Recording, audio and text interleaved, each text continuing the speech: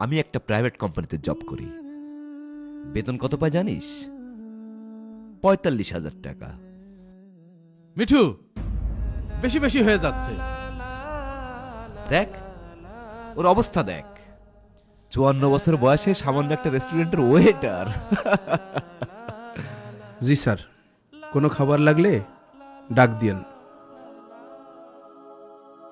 মিঠু, হুম, কথার মধ্যে হিংসা অহংকার দূর কর।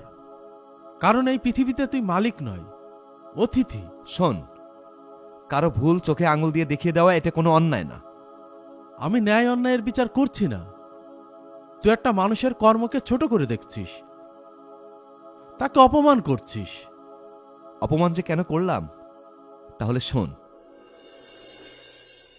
তোর জীবনের লক্ষ্য কি? ধুর, এসব পড়ালেখা করতে মোটেও আমার ভালো লাগে না। কোনো রকম পড়ালেখা শেষ করে ঢাকায় বড় কোম্পানিতে একটা জব নেব, তাহলেই লাইফ সেট। আমারও সব চাকরি বাকরি করার ইচ্ছা নেই। তাহলে কি করবি তুই? ব্যবসা করব। আল্লাহ তাআলা তো ব্যবসায় সব থেকে বেশি বরকত দিয়েছে। ওই সব ব্যবসা করার মধ্যে আমি নেই ভাই। এত ঝামেলা নিয়ে জীবন চলে? বন্ধু, আমি তো বড় হয়ে একজন বড় ব্যবসায়ী হতে চাই। তাই আমার ইচ্ছা আমি একটা বড় রেস্টুরেন্ট দেব। ব্যবসা আর খুঁজে পালি না, শেষমেশ ওই রেস্টুরেন্টের ওয়েটারগিরি করবি? চল হাট। আল্লাহ কার ভাগ্যে কি লিখেছে তা কি বলা যায়?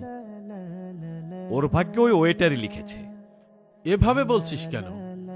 সে তো ইনকাম করে খাচ্ছে। ওই একই কথা। চল বিলটা দিয়ে উঠি। হ্যাঁ চল। মেজাজটাই খারাপ হয়ে গেল আজকে। এই আমাদের বিলটা। স্যার, আপনাদের বিল 980 টাকা। আমি দিচ্ছি। আরে না, আমি থাকতে তুই দিবি কেন? আমি দিচ্ছি।